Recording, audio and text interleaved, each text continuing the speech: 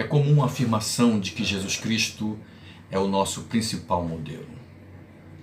Mas para que esta afirmação se torne uma realidade na vida de todo e qualquer homem, de toda e qualquer pessoa, faz-se necessário aprender com ele e viver a sua semelhança aquilo que for possível. Ler os evangelhos nos faz contemplar muitos ensinamentos, como o que eu quero destacar para você através do texto de Mateus 26, verso 47 a 56, que narra o momento em que Jesus foi preso. Preste atenção nesta leitura.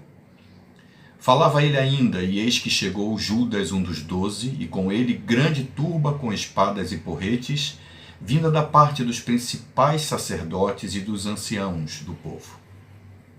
Ora, o traidor lhes tinha dado este sinal: aquele a quem eu beijar é esse, prendei-o.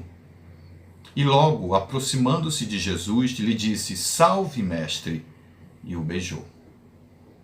Jesus, porém, lhe disse: amigo, para que vieste? Nisto, aproximando-se eles, deitaram as mãos em Jesus e o prenderam.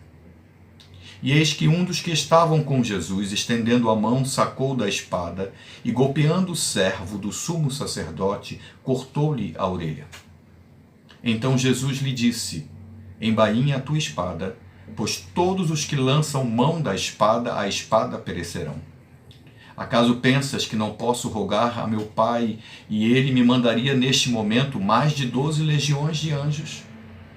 Como, pois, se cumpririam as Escrituras, segundo as quais assim deve suceder? Naquele momento disse Jesus às multidões: saístes com espadas e porretes para prender-me como a um salteador? Todos os dias no templo eu me assentava ensinando e não me prendestes. Tudo isto, porém, aconteceu para que se cumprissem as Escrituras dos profetas. Então os discípulos todos, deixando-o, fugiram. Um dos exemplos mais impressionantes de Jesus Cristo é a sua atitude de não oferecer resistência diante de tremenda pressão e oposição. Se analisássemos esse texto em uma perspectiva puramente humana, provavelmente definiríamos a ação de Jesus como covardia e a de Pedro como corajosa, digna de honra e de elogio. Jesus nada fez. Ele não tinha culpa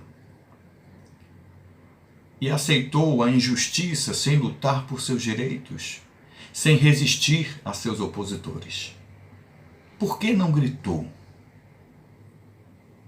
Por que Jesus Cristo não lutou? Por que não aproveitou a iniciativa de Pedro para tentar fugir? Mas Jesus nada fez. Pedro, ao contrário, teve a iniciativa diante de tremenda oposição. Ele foi corajoso ao arriscar a própria vida para defender o que entendia ser certo, para defender a seu mestre. Ele foi leal diante de tamanha traição. Pedro reagiu, Pedro tentou, ele fez algo. Mas, diferente de tudo o que somos ensinados a pensar e a fazer segundo o padrão humano, Jesus nos ensina algumas coisas neste texto e eu quero destacar duas. A primeira é que problemas fazem parte da vida em um mundo pecaminoso. Ainda não vivemos no paraíso, como gostamos de cantar e cantamos de vez em quando, ainda não vivemos no lindo céu. Oposição, traição, perseguição, injustiça, dor e tantas outras coisas desagradáveis fizeram parte da vida de Jesus Cristo. E por que não poderiam fazer parte da nossa? Ter um relacionamento com Jesus Cristo não torna ninguém imune aos problemas. não torna ninguém imune às oposições. Esta é uma das coisas que o texto nos ensina. A segunda é que há momentos em que a resistência aceitável é aquela que se volta contra a resistência aos problemas. Especialmente quando os problemas enfrentados fazem parte da vontade do soberano.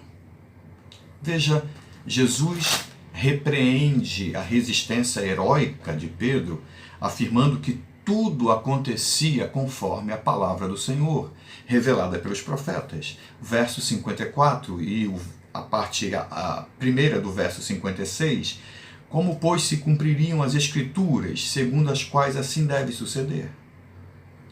E a afirmação final, tudo isto, porém, aconteceu para que se cumprissem as Escrituras dos profetas. Não foi covardia, não foi incapacidade, não foi por falta de opção que Jesus nada fez. Verso 53, Jesus Cristo perguntou a Pedro, pressupondo uma resposta: acaso pensas que não posso rogar a meu Pai e ele me mandaria, nesse momento, mais de 12 legiões de anjos? Então não foi covardia, não foi incapacidade, não foi falta de opção, foi a compreensão de que aquilo fazia parte da vontade de Deus, da vontade do Pai. Veja, nós, como seres humanos, valorizamos os heróis, não é mesmo? Basta ver a fama dos Vingadores e a emoção dispensada aos personagens que revelam heroísmo em resistir ao mal. Mas às vezes o mal age na expectativa de que reajamos na mesma medida, usando da mesma instrumentalidade, com o mesmo tipo de emoção e de vontade que ele, o mal, dispensa em suas ações.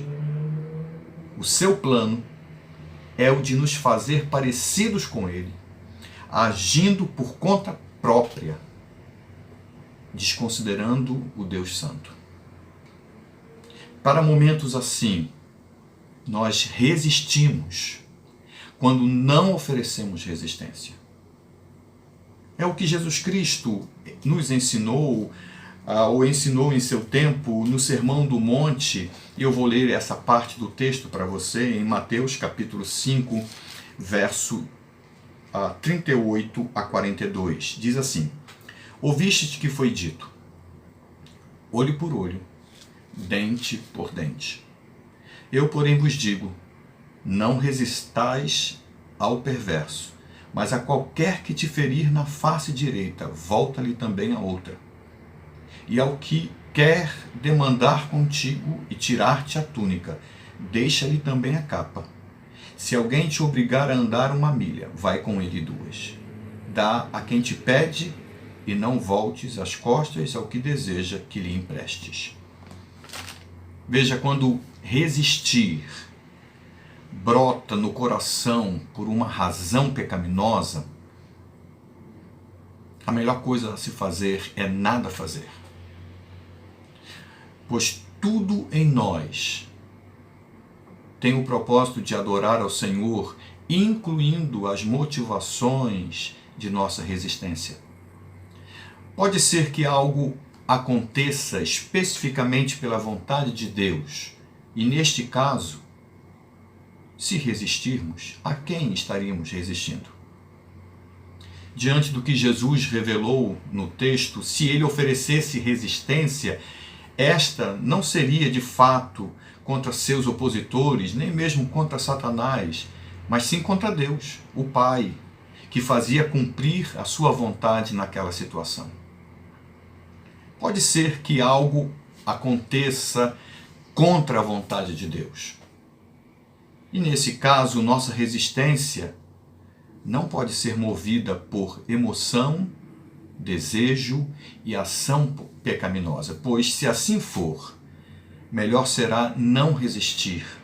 Caso contrário, em nome de Deus, estaríamos nos voltando contra Ele.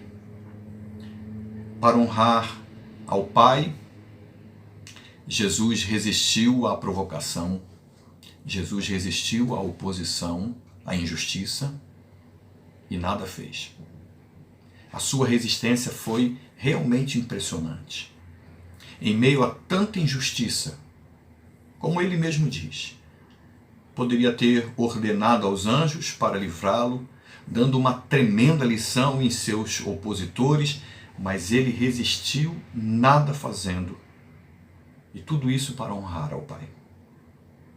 Meu irmão, minha irmã, meu amigo, minha amiga, a sua resistência se dá por qual motivo?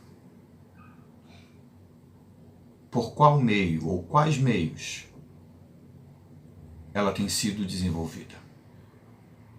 A sua resistência honra ao Senhor? Resistir ao mal, honrando ao Pai, é o modelo que nós temos em Jesus Cristo. E é assim que devemos viver. Que Deus nos ajude a fazê-lo.